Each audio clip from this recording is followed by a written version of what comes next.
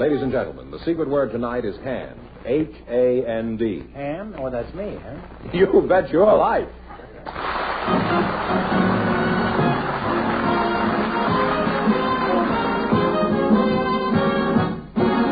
The National Broadcasting Company presents Groucho Marx in You Bet Your Life, the comedy quiz show transcribed from Hollywood. Groucho meets our first contestants in just 1 minute. Henderson, Olson, and me. We're the NBC Bandstand Three. we sing, And we play, and we keep things gay on NBC Bandstand every day. That's Henderson, Olson, and me. The latest hit tunes, and old favorites, too. games, gags, and guest stars to entertain you. Olson sings the songs you love, we found. Henderson makes the big band sound. We're live. We're fun. The blues will run from Henderson, Olson, and me. Enjoy 90 wonderful minutes of music and fun with Skitch Henderson and the band of stars, Dorothy Olson and me, Bert Parks, MC. Live on NBC Bandstand weekday mornings over most of these stations. From Henderson, Olson, and me, we're the NBC Bandstand Three. From Henderson, Olson, and me, we're the NBC Bandstand.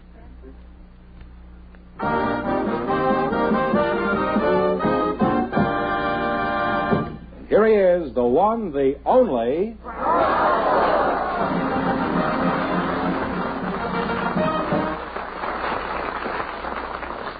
Well, here I am again with a chance for each of our couples to win up to $10,000.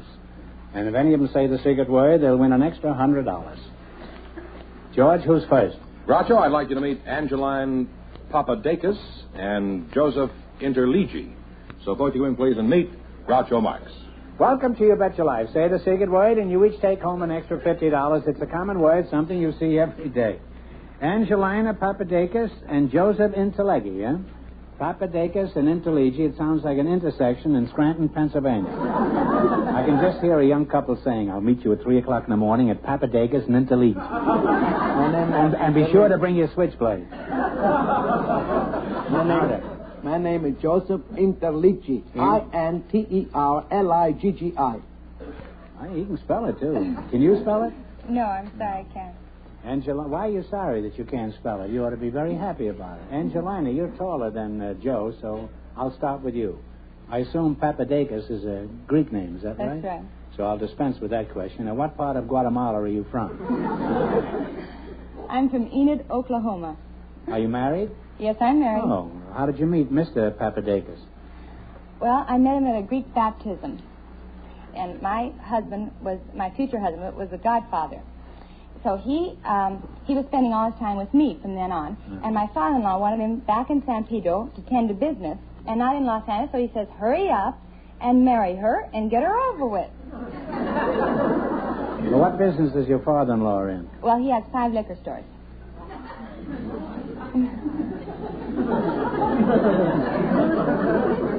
And who runs these stores?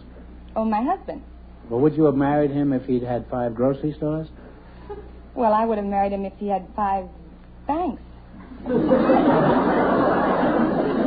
Well, that I can understand. Angeline, what keeps you busy? Do you work around the 5 liquor stores, or do you confine your activities to housework? Well, I have a husband and 3 boys to take care of in my house. But in the evening, I go to university, and I take extension courses. You take care of 3 kids all day, and you still have strength enough to go to night school? What's the reason for the evening courses? Are you getting ready with a good sideline in case Prohibition comes back? No, I'm going to work for a BA and then a master's and eventually a PhD. Mm-hmm. That's very impressive. What do you want to be, finally, ultimately? Ultimately? Eventually? A writer. A writer, huh? All the writers I know would rather be in the liquor business. Now then, Mr. Interligi. My name no Mr. Interligi, Mr. Groucho. My name is Joseph Interligi. Interliggi. You know, I'm getting so that I can spell it now, too. Well, let's find out some facts about you. Are you of Italian descent? My father and mother are.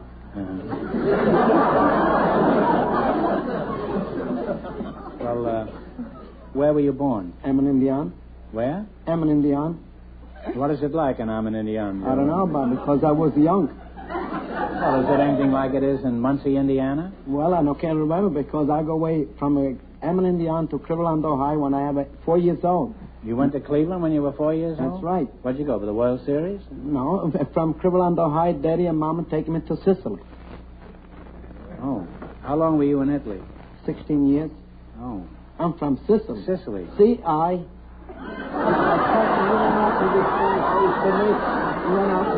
You spell Sicily. Well, C-I... So far, you're spelling Chicago. Cincinnati. Energy, please. S-I-C... S-I-C... I-N-T-E-R-L-E-G-G-R. Sissy Inteleghi, yeah? Now, what did you do in Sicily, Joe? Did you have a job there? Yes, I have. What did you do? Well, when I was the age 8 years old, like I say, when Daddy took me to Sicily, I used to take my shoes off and socks and mix the clay on my feet. And started to mix the clay. And the age 11 years old already, I was profession to make 1,000 brick every day. You made 1,000 brick every day? That's right. And when I was at the age of 14 years old, I have a 7-man under me. Were you working in a cemetery then? I used to work in my farm. That's an old joke, Joe, but that's a very grave situation, having 7 men. This is on a very intellectual plane, this conversation, and I hate to change it for one as sordid as money, but I know you want to get a crack at the big money, so we're going to play You Bet Your Life. And remember, Joe, you're partners. Yes, sir. She's a college girl, so before you answer, you discuss it with the lady over there. All right. All right, you selected facts about presidents. I'll ask you some questions. If you miss 2 in a row, you're out. If you get 4 in a row right, you win $1,000. What musical composition is traditionally played upon the entrance of the president? Talk it over. Talk it over. Hail the Chief. Hail of the Chief is right. That's one right. Now then, what president was originally a very successful mining engineer? Herbert Hoover. Herbert Hoover is right. That's 2 right. What president was nicknamed Old Hickory? Andrew Jackson. Andrew Jackson is right. Get the next one right, and you have $1,000. Oh, boy! That's not a very dignified attitude. In what city was George Washington inaugurated? New York. New York City. There's no use fooling around with her. She knows all the answers. And you got 4 in a row, so you won $1,000. Well, you won $1,000. You can keep it and quit, or else you can come back later and at the end of the show and try to double your money. You may even get a crack at $10,000. And no matter what you decide to do, thanks for being on the show. Thank you. Thank you. Arrivederci.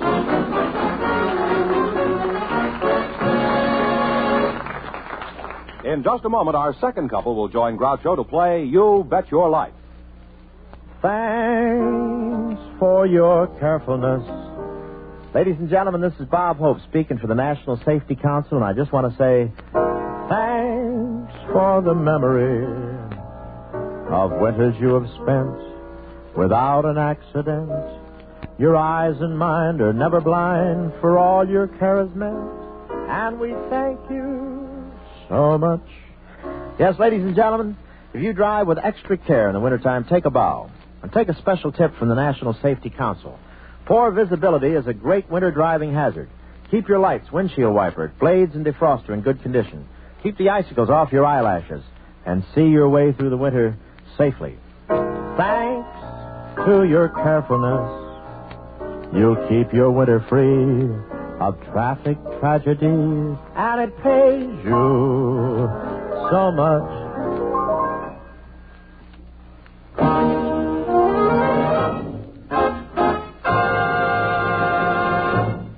Mitzi Lynn and Ralph Barry are waiting to talk to you now, so Fortune Glenn, please, and meet Groucho Marx. Welcome to You Bet Your Life. Say the secret word and divide an extra $100. It's a common word, something you always have with you. Mitzi Lynn and Ralph Barry, is that right? Where are you from, Mitzi? Well, I was born in Trenton, New Jersey. I lived part of my life in Long Branch, New Jersey, which is a summer resort. Mm-hmm. Then came to California with my parents, and now I'm living in Phoenix, Arizona. Oh, are you married? Yes, I am. How long you been married? 11 years. 11 years. You don't look as though you've been married a day more than 2 years. Do you realize that? You don't mean that. No, I don't. Occasionally I tell little white lies up there.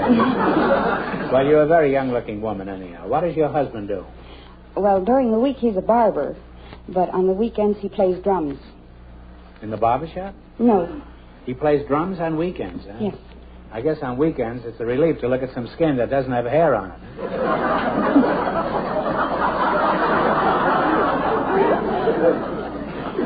Take your time. We have no place to go anyway.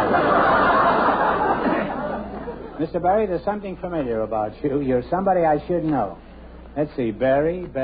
Let's see. Is it Straw? No. Huckle? No. Goose? No. Raz? I'm Wild Red Berry, the professional wrestler.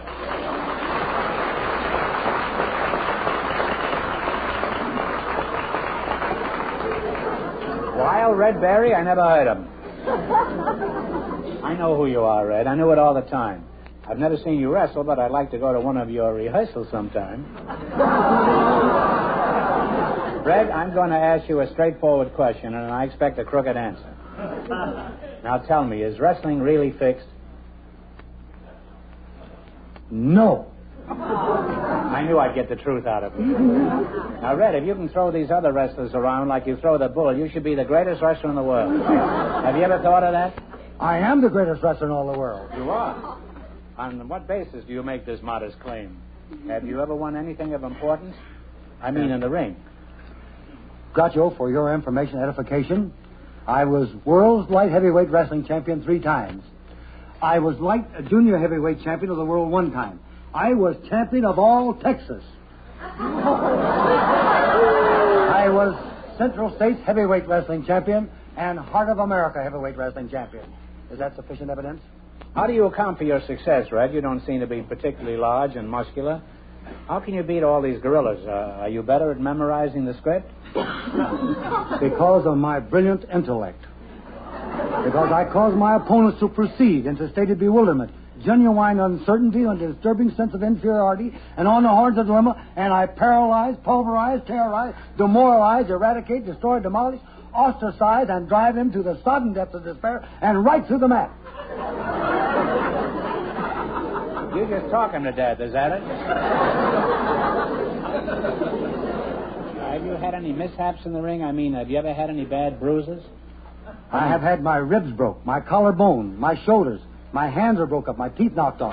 Had enough. Wait a minute. You said the secret word. Okay, Ducky. Up in the bird nest. You said the secret word, so you win $50. With the conversation you were making there, you were bound to say the secret word. And every other word. Now tell us what happened to you. What have you broken in the ring? I've had my ribs broke, my collarbone, my shoulders, my hands are broken up, my teeth knocked off. I've had enough stitches in this eye here to make Grandma a quilt. And I had my neck broke and my back broken. Well, Red, now I remember where I've seen you. You were hanging up in a meat market. Now, how can you have all these broken bones and still say that you're in good physical shape? Why? Because medical authorities tell me at Mayo Clinic in Research, Kansas City, where I go through every year, that I'm a specimen of physical perfection. And I'm just like a 16-year-old boy. I have the proclivity and the endurance, the stamina, an orderly mind, tiger-sharp brain, and split-second accuracy, and all the attributes that it takes to be in physical condition. This is what the doctor told you at Mayo? He told me that. He says, you have it, boy. And how soon after that did they take the doctor away? Red, you know, I'm astonished that a man of action can be so articulate. How do you account for this streak of Demosthenes here? Due to the fact, Groucho, the cause of so much misunderstanding in this old world is the fact that people are not able to express themselves adequately, accurately, and convincingly, and expressively. So I've made it a habit and took plenty of time out so that people can understand just exactly what I have to say, so that even the most stupid dolt among them may understand what I have to say. Well, why are you looking at me that way? Red, I would never suspect that you had such a sensitive nature. Do you have any examples of your tender side that you care to give us? Groucho, I'm glad you said that, because no one will ever know when that little black drop will fall from an angel's trembling pen and stain that final unfinished paragraph in the book of life. So if with pleasure you are viewing any work a man is doing, if you like him or you love him, let him know it. Do not withhold your approbation until that pastor makes oration, and he lies with snow white lilies o'er his brow. For it makes no difference how loud you shout it. He'll never care about it, for he'll never know how many teardrops that you shed. So if you feel there's some praise due him, now's the time to shoot it to him. because he cannot read his tombstone when he's dead.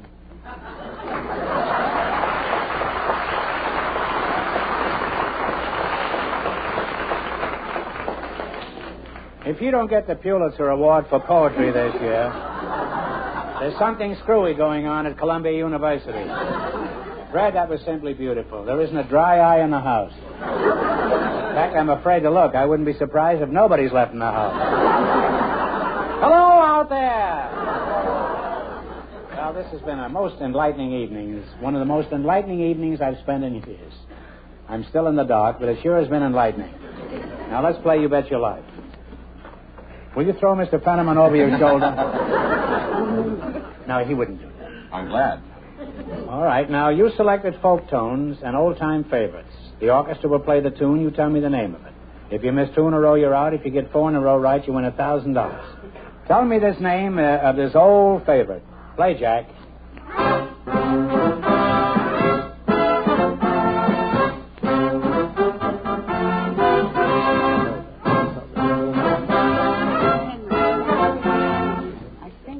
Dance with me, Henry? I'd be glad of, but my name is Groucho. No, it's Wait for the Wagon. Oh. You have one wrong now. Don't get the next one wrong or the game is over. No, I know you've heard this. What is it, Jack?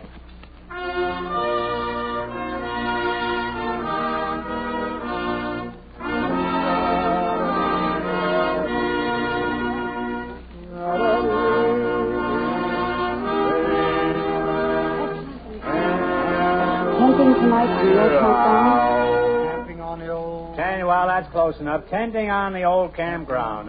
Tenting tonight on the old campground. You now have one right again. You know what can happen if he goes out of here broke? He's liable to throw you over her shoulder. You? Not me. No, I'm sitting down. Huh? All right, what is the name of this old song? Play it, Jack.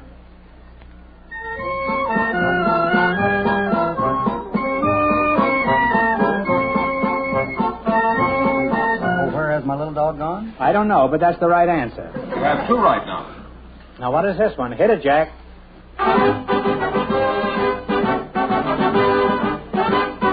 Home till morning? Oh, the bear jumped over the bear. Bear went over the mountain. That's a dirty trick, giving him a song with 2 names. I've never heard it called Bear Went Over the Mountain. I've always heard we won't go home until morning. It's always one of them. Bear Went Over the Mountain, indeed. Tell me the name of this old favorite, Professor.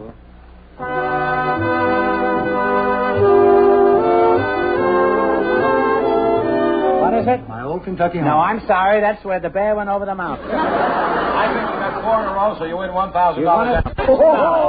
Give her a big kiss, right? Wait a minute. Now, just a moment. You won $1,000. You can keep it and quit. A bear went over the mountain. Or you can come back at the end of the show and try to double your money. You may even get a crack at $10,000. So go over there and sit down on his lap and think about it. And no matter what you decide to do, thanks for being on the show. Thank you. Thank you. You're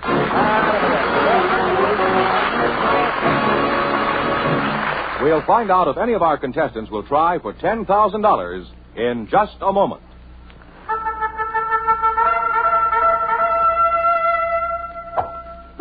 In Robin Hood's day, that was the sound that used to get the news around. Yes, the men of Sherwood Forest used to shoot message-bearing arrows from relay point to relay point until everybody got the news. Well, a message can travel fairly rapidly for a short distance via bow and arrow, but the system wouldn't work very well for news that had to travel many miles to its destination. Keeping up with events is even more important for us today than it was for Robin Hood's men, harassed as they were by the sheriff. And fortunately, we have the fastest means of communication ever devised. We have radio. And NBC Radio, with news on the hour, keeps us posted on worldwide events, wherever they happen, as soon as they happen. In our day and age, this is the sound that really gets the news around. This is Leon Pearson inviting you to keep up with the news on the hour all day, every day, over most of these NBC stations.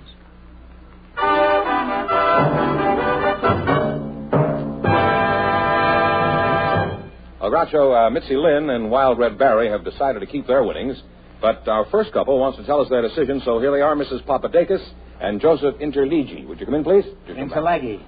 You're right. No, Interligi. Interlegi. See? Interliggi. All right. Now you won $1,000. If you decide to try for the 10 and you fail, you wind up with a total of $500. What are you going to do? You can quit. Well- You can go ahead. I'd like to continue. You want to continue? What about you, Joe? We'll continue. All right. Now get together and you pick a number from 1 to 10 and then spin the wheel. If any number besides the one you picked comes up, this question is worth $2,000. However, if your number comes up, this question is worth $10,000. What number do you want? 5. Is that all right with you, 5? Well, I like 8.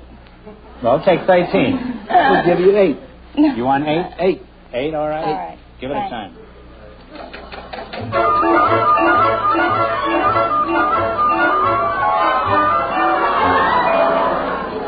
Your number was 8 and it came up 4, so this question is worth $2,000. You ready? During World War II, a family of 5 brothers, all sailing on the same destroyer, were lost when their ship went down in a battle in the Pacific. For $2,000, what was the family name of these 5 celebrated Navy heroes?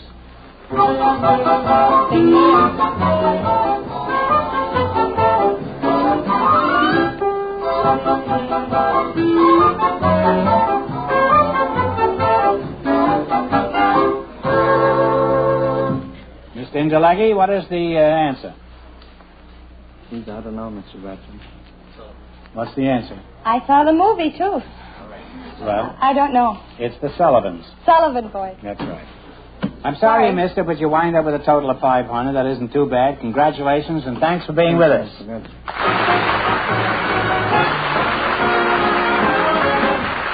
You Bet Your Life is transcribed in Hollywood. Produced by John Goodell. Directed by Robert Dwan and Bernie Smith. Music by Jack Meakin. This is George Fenneman reminding you to tune in again next week, same time, same station, to hear the one, the only Groucho. For the housewife, the wage earner, investors big and small, commentary of vital interest on pocketbook news tonight on most of these NBC stations.